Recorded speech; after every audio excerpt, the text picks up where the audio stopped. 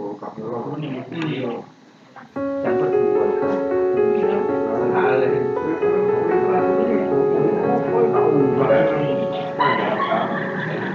aku agak bau barang dia loh tadi.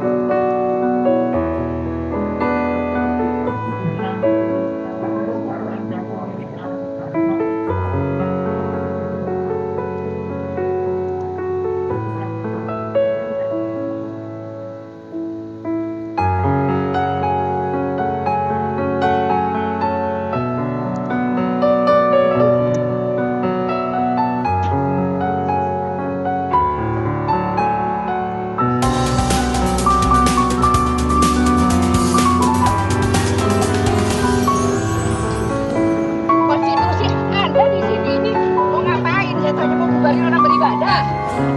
Tindak kekerasan dan intoleransi antar umat beragama di tanah air tiap tahun terus meningkat, bukan hanya di antara elemen masyarakat. Berbagai kasus pelanggaran kebebasan beragama juga dilakukan aparat dan institusi negara.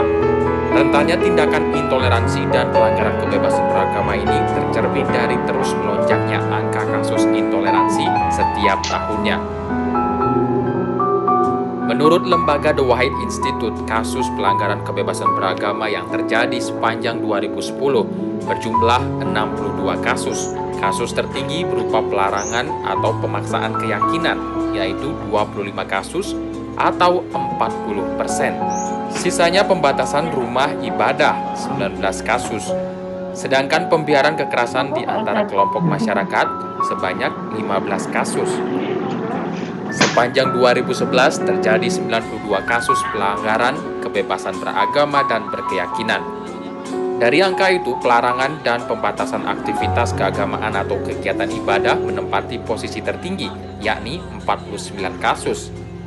Disusul kasus intimidasi dan ancaman kekerasan oleh aparat negara sebanyak 20 kasus.